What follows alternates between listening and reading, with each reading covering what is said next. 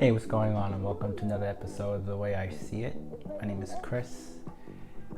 Today I want to, Sunday, so instead of having such a, serious, video, I want to just talk about like some helpful exercises that you can basically do to learn how to, solve problems and work on, intelligence training. I guess that would be a good way of saying it. And that's basically with, a collectible card game called Magic the Gathering. If you haven't heard about it, it's been around for a while, since like 1993. It's created by Richard Garfield. It's basically been released by a company called Wizard Coast and been bought by Hasbro. It's been playing around. I've been playing it for a while. I mean, way back in the day. And one thing I like about it is that it's a tabletop game where everybody sits on the table and they play cards like this, and each player normally is 1-to-1, two players, like one player versus the other player. You start at like 20 life, and then you are casting spells, cards basically, and playing colors. There are 5 main colors, and that's green, you have black, you have red, you have blue, and you have white. And you can't really see white because of how the light is hitting, so let's see if you can get it up close. There we go, you can see it's white. So these colors represent like pretty much like the way the creatures, or I don't know how to really, but I would like to say it's based off people's like emotions. So for instance, colors that are in white are usually focused on law, order. The creatures and the spells are more about being protective, and they also focus on defending. And usually, the creatures are usually not, they're not really aggressive, and they usually are better in groups. So you'll see like lots and lots of creatures, in white. And one of the main things that white usually have is angels. You'll see angels or griffins flying, the things coming down from the heavens and stuff like that. And then you have black, which is another color, which is basically around like death. And the black mana, or the spell colors, the lands are usually from what we would call like swamps. The way that that colors usually work is kind of like around like sacrificing and killing other creatures and taking from each other, and it's the opposite of basically the white counterpart. You'll see a lot of like demons and sorcerers and witches and all types of like creatures that are doing different things to get what they need to get done. Then you have red, which is not necessarily anger. It's more like emotion or passion. So if I think I have another video for this later on that talks about the creatures that are basically around it, but most of those creatures are usually are more aggressive, offensive. They are usually quick to do damage. They don't necessarily have a long-term mindset. They usually have a short-term mindset, getting things done. And so when you're casting spells, you'll do a lot of like burn spells, shocking or blowing things up really quickly. And then you have the kind of creatures that are usually in those things are usually like goblins or griffins or flaming fire. You'll see a lot of fire around it. And the land type for it is actually mountain. Then you have the next one, which would be green, which is kind of like interdependence. All the creatures are usually in the ground, forests. You can kind of get an idea of what's going on. Creatures are a part of those things are usually like elves and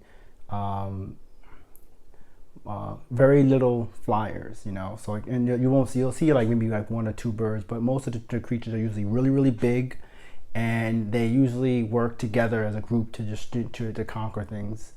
And a lot of the creatures that usually are playing in that realm is usually like green elves, most likely. So then you have blue, which is pretty much a color for intelligence. So they believe in knowledge. They spend a lot of time going ahead and solving a lot of the problems with spells by manipulation, meaning that they usually do a lot of they draw a lot of cards, and then they actually spend time, bouncing cards back and forth, spells back and forth. There's also the countering of a spell that's like something only very specific to blue.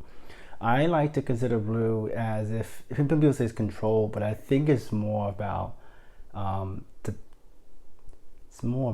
defensive control, where the creatures are not necessarily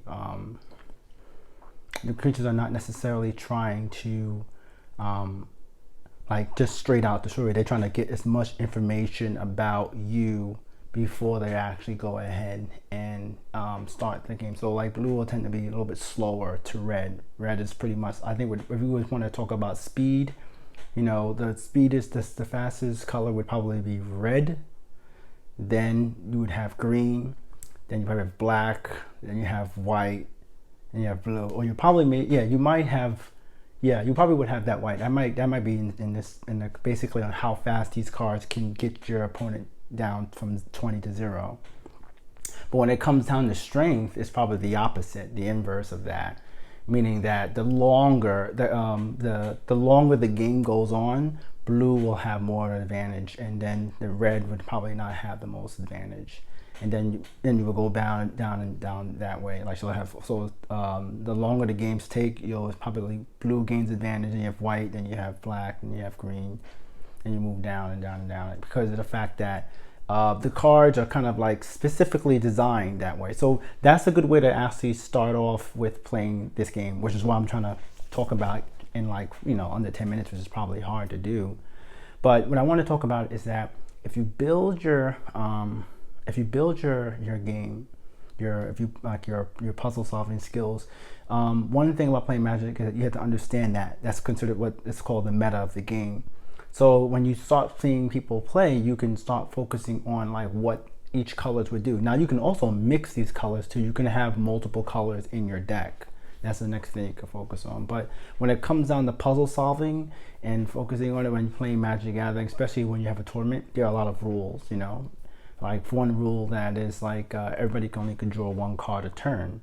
And then you might have, there are also smaller rules certain time, there's every single time a creature, like if you have a card in your hand and you want to cast a spell, you might have to worry about the timing of that spell based on certain things.